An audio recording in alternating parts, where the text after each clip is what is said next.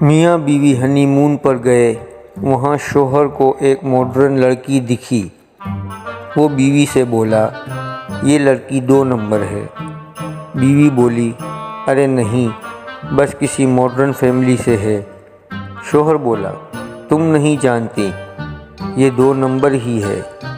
دونوں میں جب بحث ہو گئی تو شوہر نے اسے آزمانے کو کہا۔ بیوی مان گئی۔ شوہر اس لڑکی کے پاس گیا اور بولا، چلو گی کیا؟ لڑکی بولی، ہاں، کیا دو گے؟